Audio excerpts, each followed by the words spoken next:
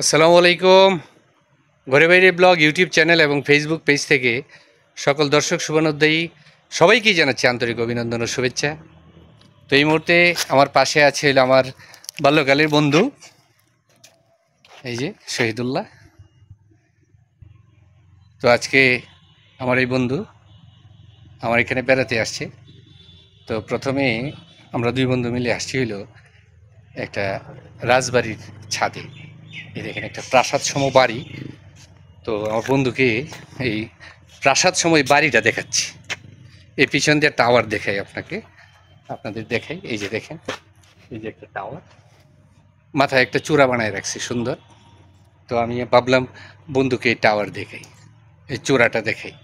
তো এই বাসার ছাদে নিয়ে আসছি। তো আপনাদের আমি এই বাড়ির সামনের অংশটাও দেখাবো। এটার নাম হলো কুকিলবেড়ি প্যালেস। তো কলাকুপা কুকিলবেড়ি স্কুলের শিক্ষকরা এই রাজবাড়িতে থাকেন। তো আমি অত্র বিদ্যালয়ের শিক্ষক। তো সেজন্য আমি নিজেকেও অনেকটা রাজকীয় মনে করি। তো আমার বন্ধুকে নিয়ে আসছি তাকেও রাজা বানানোর জন্য। কি কেমন লাগতেছে তোমার? আলহামদুলিল্লাহ, অনেক ভালো জায়গা। হ্যাঁ, তো রাজবাড়ির ফিলিংস। হ্যাঁ, রাজবাড়ির ফিলিংস। হ্যাঁ, সেটা নিতেছি। রাজবাড়ির ফিলিংস হ্যাঁ, অনেক ভালো লাগতেছে দেখে। আচ্ছা। জায়গাটা অনেক সুন্দর। তো ওই দোস্তর সাথে আমার হলো স্মৃতি বিজড়িত অনেক কথা, শৈশব, যেটাকে আমরা চাইল্ডহুড বলে থাকি। তো শৈশবের অনেক স্মৃতি আমরা আজকে বাসায় বসে ওর ফ্যামিলি নিয়ে আসছে। তো আরেকটা জিনিস বলে রাখি, ওর অ্যাচিভমেন্ট হলো নিজে একটা গাড়ি কিনেছে। তো দোস্ত সেই গাড়ি নিয়ে আমার বাড়িতে বেড়াতে আসছে। তো আমি কিন্তু এখনও গাড়ি কিনতে পারিনি, মোটর সাইকেল চালাই। তো দোস্ত গাড়ি কিনে তার যে অ্যাচিভমেন্ট সেটা দেখাতে পেরেছে এবং তার ছেলে নিজে গাড়ি ড্রাইভ করে আসছে। তো এই সাকসেস, যেটাকে আমি স্বাগত জানাই। প্রত্যেকের জীবনে টার্গেট থাকতে হবে, সফলতার শীর্ষে উঠতে হবে। তো যাই হোক, আমার এই বন্ধুর দিক থেকে সফল, সুখী মানুষ।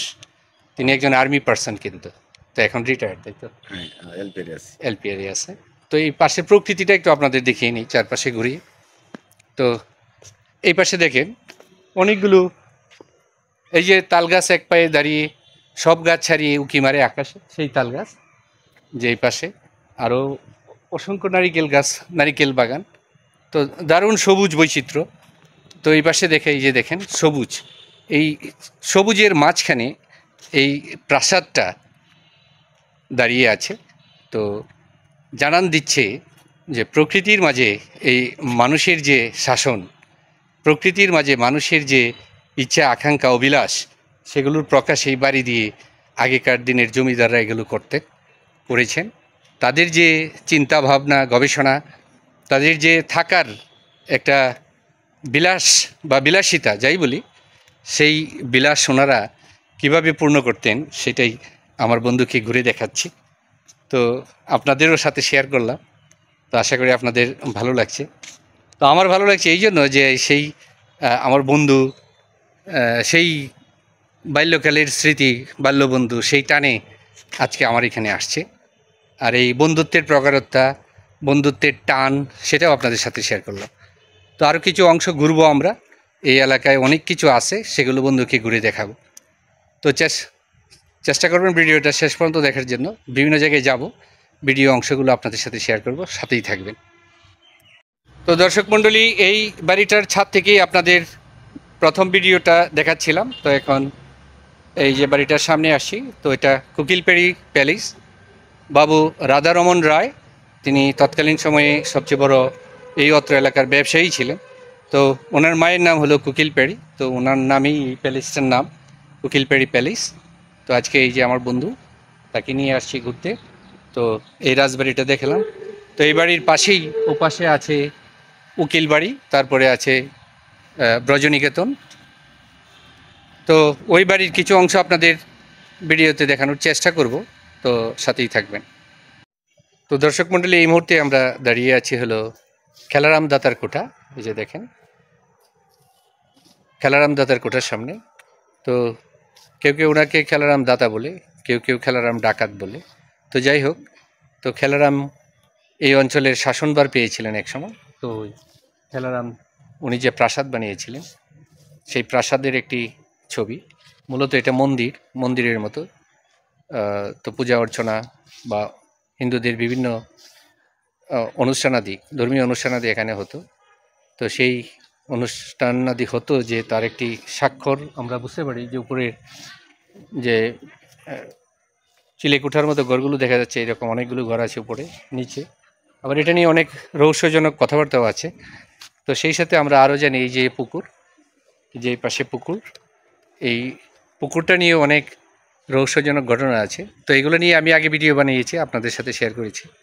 তো দেখে নেবেন, আশা করি ওই ভিডিওগুলো থেকে এই অঞ্চলের ইতিহাস ঐতিহ্য এগুলো সম্বন্ধে সব বিস্তারিত বলে দেওয়া আছে। সেখান থেকে আপনারা ইচ্ছে করলে ভিডিওগুলো দেখে আবার এই এলাকা সম্বন্ধে জানতে পারেন।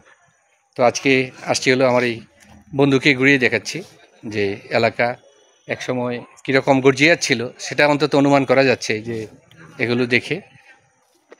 তো যাই হোক, আমরা আবার ঘুরতে থাকবো, নতুন কোনো জায়গায় গেলে আবার আপনাদের সাথে শেয়ার করব।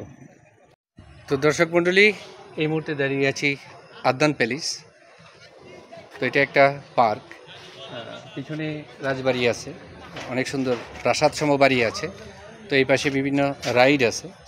তো আমাদের হাতে সময় কম, যে কারণে বন্ধুকে নিয়ে এই প্যালেস পার্কের ভিতরে প্রবেশ করছি না। তো দাওয়াত দিয়ে দিচ্ছি। তো নেক্সট আরও সময় নিয়ে যখন আসবে তখন তাকে নিয়ে, তার পরিবার নিয়ে এই পার্কে ইনশাল্লাহ প্রবেশ করব। আরও পার্ক আছে নবাবগঞ্জে, আনাচে কানাচে, পার্কের অভাব নেই। সবগুলো পার্কেই ইনশাল্লাহ আমার এই বন্ধুকে তার পরিবারকে নিয়ে ঘোরার বাসনা প্রকাশ করছি। ইনশাল্লাহ হ্যাঁ, আসবে বন্ধু বলছে।